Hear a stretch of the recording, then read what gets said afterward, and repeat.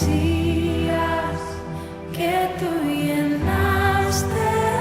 Soy libre en ti, soy libre en ti. Sublime. Muy buenos días, amados hermanos y amigos, que una vez más tenemos la bendición de conectarnos a través de este hermoso medio. Estamos para compartir la palabra de Dios en esta hora, y en este momento vamos a abrir la palabra del Señor en el libro de Mateo capítulo 7, y le ruego, si usted tiene su Biblia al lado, como en cada una de nuestros estudios, les recomiendo que abran su Biblia para que me sigan en la línea de pensamiento. Esta hora voy a hablar un poco sobre el tema construye tu casa sobre la roca. Construye tu casa sobre la roca. Y estaremos basando el mensaje, estaremos basando el pensamiento en el Evangelio de Mateo, capítulo número 7.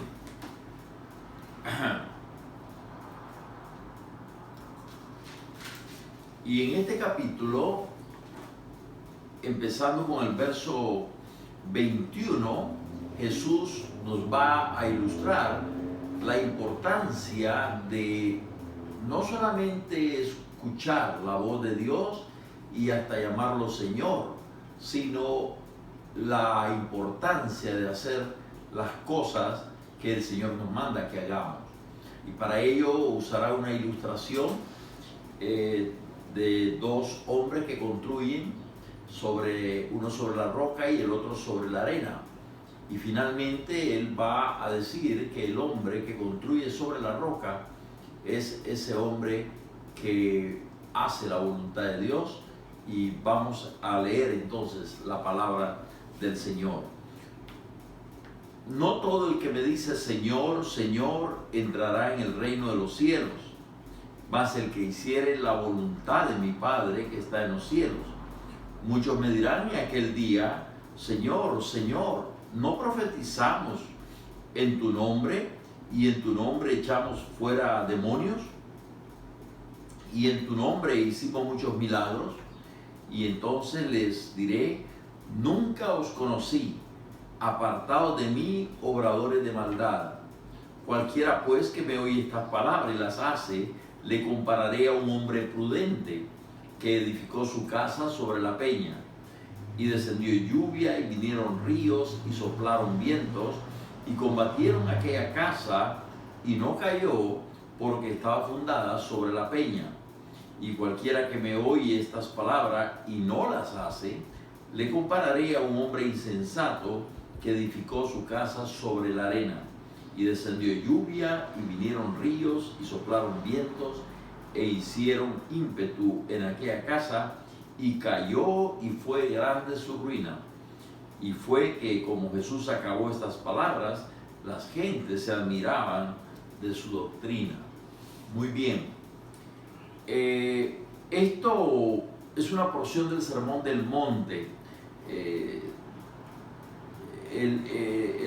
Sermón del Monte es una serie de pensamientos, realmente es un discurso si se mira como un todo, pero cuando lo vamos viendo en las diferentes enseñanzas que Jesús dio en el capítulo 5, 6 y 7 de Mateo, nos encontramos que son diferentes enseñanzas que forman parte de un todo.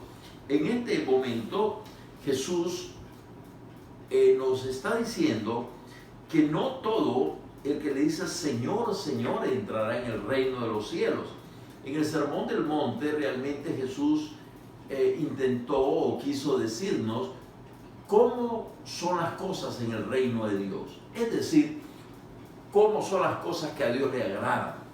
El reino de Dios es algo totalmente distinto a lo que hemos estado acostumbrados a hacer en nuestra vida sin Cristo.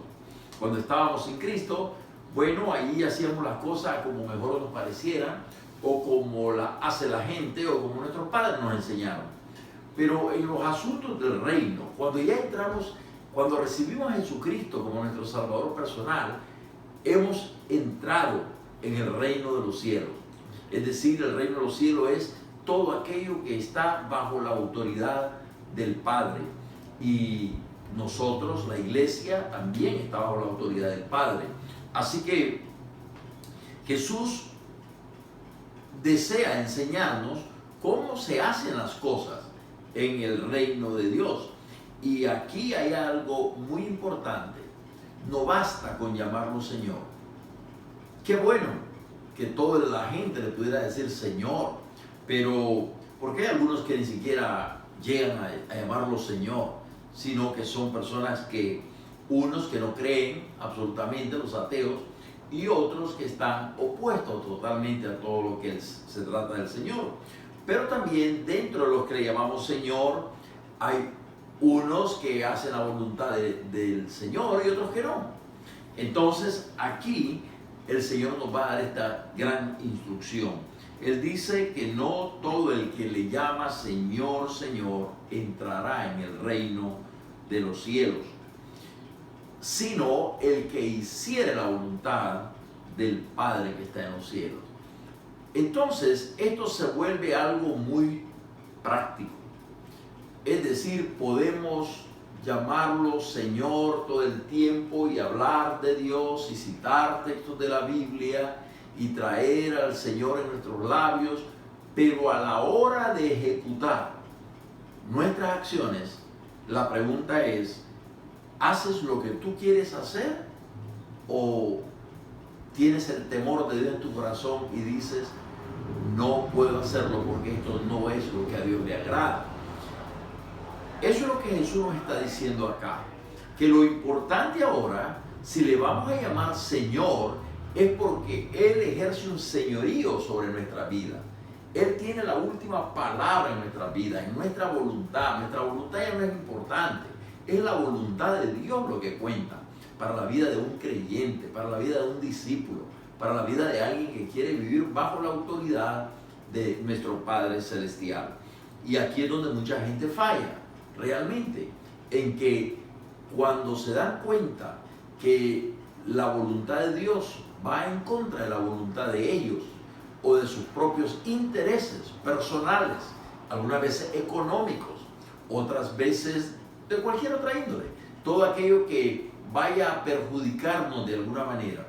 Mucha gente, cuando ya se trata de perder unos pocos dólares, prefiere mentir, y ya no es entonces el asunto de la voluntad de Dios es que yo siempre diga la verdad o camine en la verdad, sino que como me afecta, como me perjudica, entonces no importa una mentirita por ahí o una forma de pecado, cualquiera que sea. Ese es el punto, que la persona que ya vive bajo el temor de Dios y bajo la autoridad, porque mis amados amigos y hermanos, una cosa es que deseemos a Jesús como nuestro Salvador. Todos queremos ser salvos de una eterna condenación. Estoy seguro que si hicieran una encuesta allá afuera y le preguntaran a la gente, ¿usted desea ir a una condenación eterna? Lógicamente la gente diría no. Y entonces ahí aparece Jesús, el Salvador. Desde ese punto de vista todo el mundo lo quiere recibir y aceptar. Pero cuando hablamos del señorío de Cristo en nuestras vidas, estamos hablando de algo diferente. No solamente entonces necesitamos un Salvador, pero también tenemos que vivir bajo la autoridad de un Señor en nuestra vida. Y qué importante es vivir bajo su autoridad. ¿Por qué? Porque Él es Dios sabio y Él sabe conducirnos por buenos caminos. Él sabe lo que nos conviene, Él sabe lo que no nos conviene.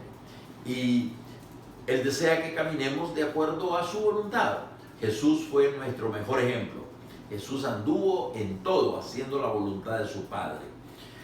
Él dijo en una ocasión a los discípulos cuando ellos vinieron y le preguntaron si ya había comido, y él dijo, mi comida es hacer la voluntad de mi Padre. Esa es su comida, esa es lo más importante para Jesús, era hacer la voluntad de su Padre.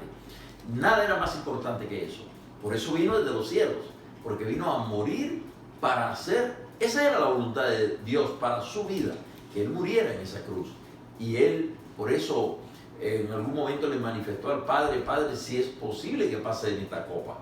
Pero finalmente se rinde cuando entiende y afirma que la voluntad del Padre es inconmovible con relación a Él. Tiene que morir, tiene que venir y morir en una cruz, por usted y por mí. Así que aquí Jesús nos está diciendo que lo importante es hacer la voluntad del Padre, no simplemente llamarle Señor. Porque ustedes me dicen Señor, Señor, pero no hacen lo que yo les digo, dice el Señor en el Antiguo Testamento. Entonces, ¿de qué sirve llamarle Señor? ¿Cómo se sentiría usted como padre, como madre, que sus hijos le llamen mamá y papá y mi papito, mi mamita, y los eleven y a la hora que usted le dice haga esto, haga lo otro, no lo hacen? ¿Cómo se sentiría? ¿Verdad que sí? Entonces dice, pero entonces ¿para qué tantas cosas? Me llamas papá, mamá y te quiero mucho y esto y lo otro, pero no hace lo que yo te digo. De la misma manera nuestro Señor aquí está diciendo, ¿verdad?, que es el que hace la voluntad del Padre. Y por eso les decía al principio, esto se convierte en algo práctico, en algo real. Mucha gente puede llamarlo Señor y puede tirarle besos, si usted quiere, al cielo, o decir que para ellos el Señor es lo más importante. Pero bueno, déjenme contarle una pequeña historia. En una ocasión yo venía en mi carro, vengo manejando, y vengo cantando y traigo el radio ahí bien alto y vengo cantando una alabanza, y entonces de pronto me detengo y le digo, Señor, yo te amo, Señor. Y en fracciones de segundo viene un pensamiento, y voy a decir que es la voz de Dios. Ese pensamiento a la mente y al corazón, y me dice, si me amáis, guardad mis mandamientos. Así de práctico. Y está bien cantar y expresar, ser expresivos, que le amamos, pero no olvidemos que tenemos que ser prácticos en el amor hacia Él. Y eso se reduce a la obediencia. Él dice aquí, muchos me dirán en aquel día, mire qué tremendo, Señor, Señor,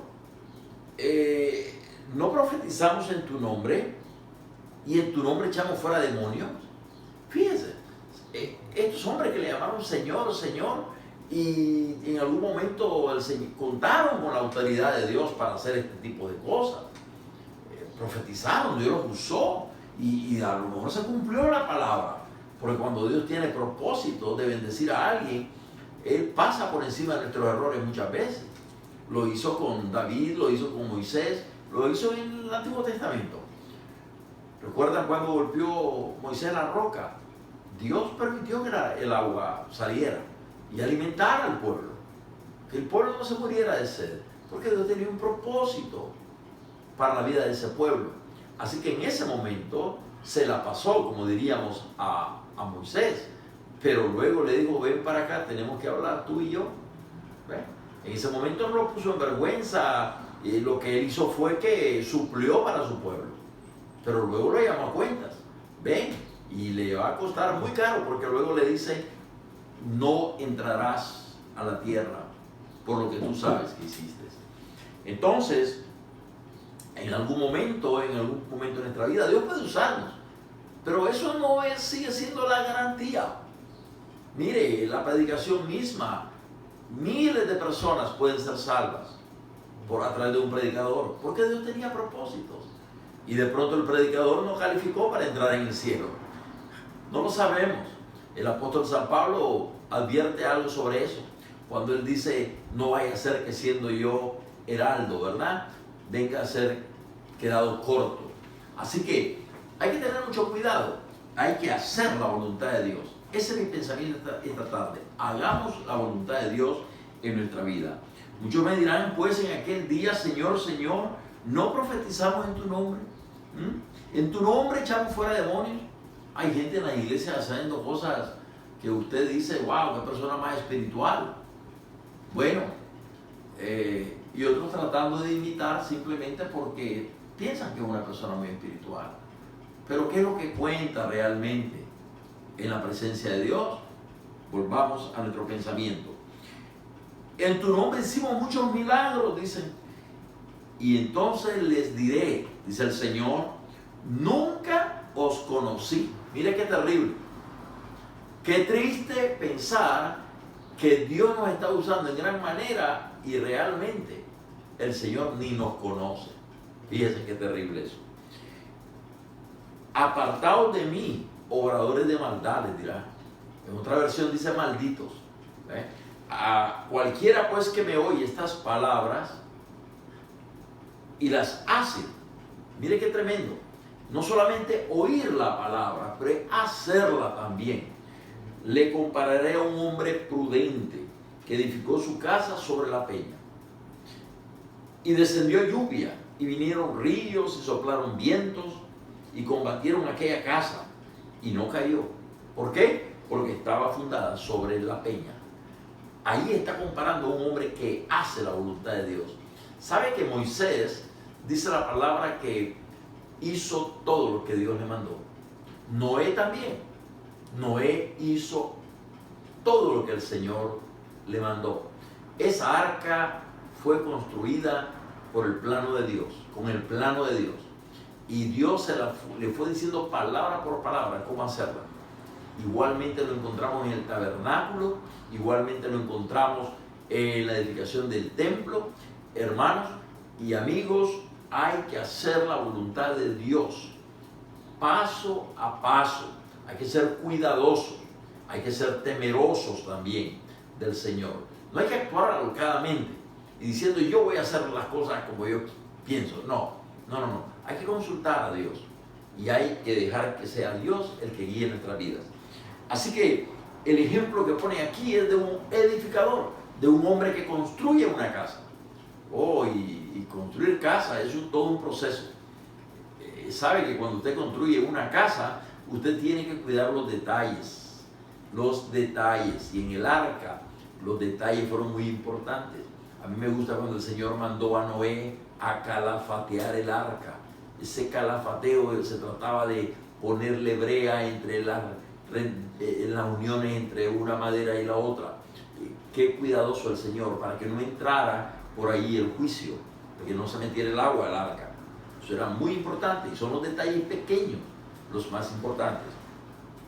Así que viene el siguiente ejemplo. Dice que cualquiera pues que me oye estas palabras y no las hace, va a suceder todo lo contrario. Dice que le compararé a un hombre insensato. Fíjese, el primero fue prudente, el segundo insensato, que edificó su casa sobre la arena. El otro edificó sobre la roca, este edificó sobre arena. Y descendió lluvia, vinieron ríos, soplaron vientos, y con ímpetu hicieron a aquella casa estremecerse, y cayó, y fue grande su ruina. Bueno, estos ejemplos son simplemente para decir, uno hizo exactamente lo que Dios le mandó. El otro simplemente era superficial el asunto. Mis amados amigos y hermanos, Dios nos ha dejado su palabra. Si usted dice, ¿cómo hago para conocer la voluntad de Dios? Aquí está la palabra del Señor. El Señor nos ha dejado en su palabra su voluntad. Y está en nosotros el seguir estos consejos de la palabra de Dios paso a paso. Y tenemos una conciencia, pero también tenemos al Espíritu Santo que nos guía a toda verdad. Y cuando usted es cuidadoso en escudriñar la palabra del Señor, usted va a ir conociendo la voluntad de Dios. Pero tampoco eso es la garantía de que ya usted está bien. No, leer la palabra y obtener el conocimiento es la primera parte. La segunda parte es hacer. De nada sirve que conozca usted la Biblia de pasta a pasta. De nada sirve que me diga, ya he leído la Biblia 10 veces. No importa si a la hora de hacer la voluntad de Dios estamos mal, estamos errando. Así que dice aquí que cuando Jesús acabó estas palabras, la gente se admiraba de su doctrina. Ojalá no solamente nos admiremos de la doctrina del Señor, sino que nos convirtamos no solamente en oidores, sino que en hacedores de la palabra del Señor. Que Dios me lo bendiga ricamente en esta tarde.